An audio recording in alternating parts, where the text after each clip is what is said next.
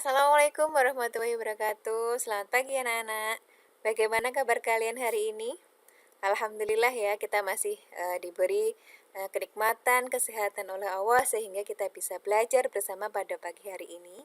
Nah, dan pagi hari ini kita akan membahas tentang hidrokarbon. Ya, materi pertama kelas 11 SMA. Nah, apa sih yang ada di pikiran kalian ketika mendengar kata hidrokarbon? Nah, hidro itu air, Bu, berarti. Karbon itu arang hitam, Bu. Nah, sebagian dari kalian mungkin ada yang berpikir seperti itu. Sebenarnya apa sih senyawa hidrokarbon itu? Yuk, mari kita bahas bersama. Jadi, senyawa hidrokarbon itu adalah senyawa organik yang penyusun utamanya adalah hidrogen dan karbon. Kalian tentu masih ingat dalam sistem periodik unsur. Nah, ada unsur hidrogen dengan lambang H dan karbon dengan lambang C.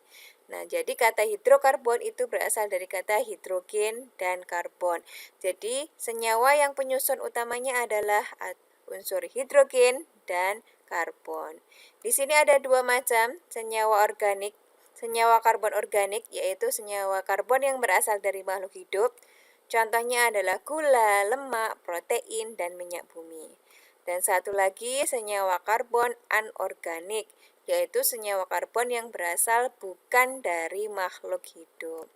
Contohnya adalah CaCO3, H2C24, HCN, dan sebagainya. Perbedaan antara senyawa organik dan anorganik.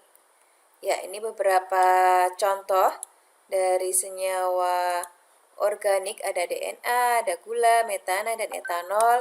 Kemudian yang anorganik ada garam, karbon dioksida, intan, dan juga perak. Untuk perbedaannya apa sih antara senyawa organik dan senyawa anorganik?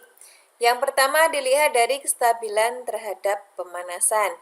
Untuk senyawa organik ini sangat mudah terurai, sedangkan senyawa anorganik itu lebih stabil terhadap pemanasan. Kemudian berdasarkan kelarutannya, umumnya senyawa organik ini sukar larut dalam pelarut polar, sedangkan senyawa anorganik itu mudah larut dalam pelarut polar. Kemudian perbedaan yang ketiga, titik lebur dan titik didih untuk senyawa organik itu umumnya relatif rendah, sedangkan senyawa anorganik titik didihnya itu sangat tinggi. Kemudian perbedaan selanjutnya dilihat dari strukturnya. Senyawa organik ini mempunyai rantai atom karbon, sedangkan anorganik tidak mempunyai rantai atom karbon. Perbedaan yang terakhir dilihat dari jenis ikatannya. Untuk senyawa organik ini ikatannya adalah ikatan kovalen, sedangkan anorganik ikatannya adalah ikatan ion atau juga ada yang mengandung ikatan kovalen. Nah, bagaimana caranya kita bisa tahu suatu sampel atau zat itu termasuk senyawa hidrokarbon atau tidak? Gimana ya caranya ya kira-kira ya? Yuk, mari kita simak bersama-sama. Untuk mengidentifikasi senyawa hidrokarbon, kita bisa melakukan percobaan sederhana. Jadi di sini sampel yang ingin diuji dimasukkan ke dalam tabung, kemudian ditambah dengan CuO sebagai oksidator, kemudian dipanaskan. Nah, hasil dari pemanasan ini jika ada gas gelembung gas di situ, ada gas H2O itu menunjukkan adanya hidrogen. Kok bisa tahu itu H2O, Bu? Kok bisa tahu ada hidrogen di situ? Nah, tandanya adalah gas tersebut bisa mengubah warna kertas kobal dari biru menjadi merah. Itu tandanya di situ. Nah, yang kedua ini bisa dilihat gasnya dialirkan ke wadah ya. Wadah yang sudah diisi dengan air kapur atau CaCO2. Nah, ternyata setelah dialirkan ke air kapur, ini air kapurnya menjadi keruh.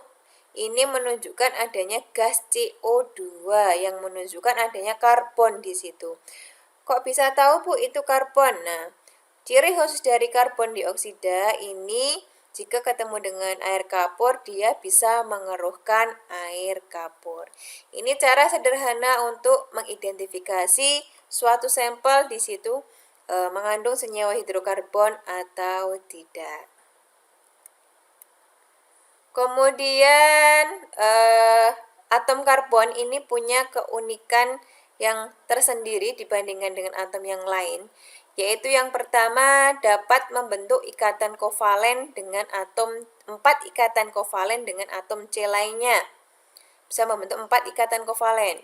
Yang kedua dapat membentuk rantai karbon. Rantai ya, bisa dibayangkan ya, rantai, sehingga jenis senyawanya menjadi sangat banyak. Kok bisa ya karbon ini bisa membentuk 4 ikatan kovalen, bisa membentuk rantai? Nah, ini ya jawabannya, mengapa kok hanya atom karbon sedangkan atom lain itu tidak bisa. Penyebabnya adalah ini. Yang pertama, atom karbon itu memiliki 4 elektron valensi. Masih ingat dengan elektron valensi?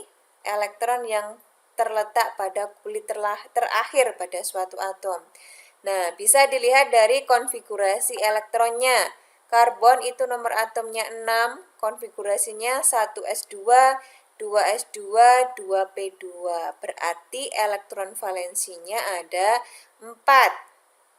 Ya, 4 elektron valensi yang ada di kulit paling luar. 4 elektron valensi inilah yang membuat karbon bisa membentuk 4 ikatan kovalen tunggal. Jadi karbon bisa membentuk 4 ikatan. Ini penyebabnya ini, punya 4 elektron valensi. Yang kedua, atom karbon ini memiliki jari-jari atom yang relatif kecil, sehingga bisa membentuk rantai karbon. Jadi karbon berikatan dengan karbon, berikatan dengan karbon, seperti itu. Bisa membentuk rantai karbon. Inilah keunikan dari atom karbon. Nah, berdasarkan posisinya ini ada 4 jenis atom karbon. Yang pertama adalah atom karbon primer yang mengikat satu atom karbon lain. Bisa dilihat ini atom karbon primer, dia hanya mengikat satu atom karbon di bawahnya, mengikat satu atom karbon lain. Maka dia disebut dengan atom karbon primer.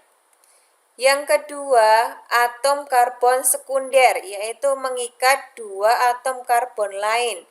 Dilihat di sini, atom C yang di tengah mengikat satu di kiri dan satu di kanannya. Dia mengikat 2 atom karbon lain, maka dia disebut atom karbon sekunder. Kemudian yang ketiga, atom karbon tersier, mengikat 3 atom karbon lain. Dilihat di sini, atom karbonnya mengikat satu di kiri, satu di kanan, dan satu di bawah. Maka dia termasuk atom karbon tersier. Yang terakhir adalah atom karbon kuartener, mengikat 4 atom karbon lain. Dilihat di sini, atom karbonnya mengikat satu di atas, satu di bawah, satu di kiri, dan satu di kanan. Disebut atom karbon kuartener. Nah, setiap satu atom karbon ini membentuk 4 ikatan kovalen dengan atom lain. Nah, pada hidrokarbon, jika tidak mengikat C, atom karbon yang lain, maka dia mengikat H dalam senyawa hidrokarbon ya. Maksudnya gimana? Misalnya ini C, ini ikatannya baru 1, maka karena ikatannya harus 4, maka yang 3 adalah mengikat atom H. Jadi nanti di sini jadi CH3. Kemudian yang sekunder mengikat 2 atom C lain, maka biar menjadi 4 dia mengikat 2 atom hidrogen. Di sini nanti dia jadi CH2. Kemudian yang tersier mengikat 3 atom C lain, karena sudah mengikat 3, maka biar 4, satu lagi dia harus mengikat H, menjadi CH. Nah, untuk yang kuartener karena keempat-empatnya sudah mengikat C, maka dia tidak mengikat atom H lagi. Ini setelah dilengkapi H-nya menjadi seperti ini. Jadi C-nya yang atas CH3, ini sudah mengikat 2 jadi CH2, Ini baru mengikat 1, oh jadi CH3. Dia sudah mengikat 2, oh jadi CH2, dan seterusnya. Nah, sekarang coba lengkapi senyawa karbon berikut dengan atom H-nya. Di sini jadi H berapa? Kemudian tentukan jenis atomnya. Apakah dia primer, sekunder, tersier, atau kuartener. Diingat-ingat, setiap satu atom C harus memiliki 4 ikatan. Oke? Kita lanjutkan. Kita bahas jawabannya di pertemuan selanjutnya. Oke, terima kasih. Assalamualaikum warahmatullahi wabarakatuh.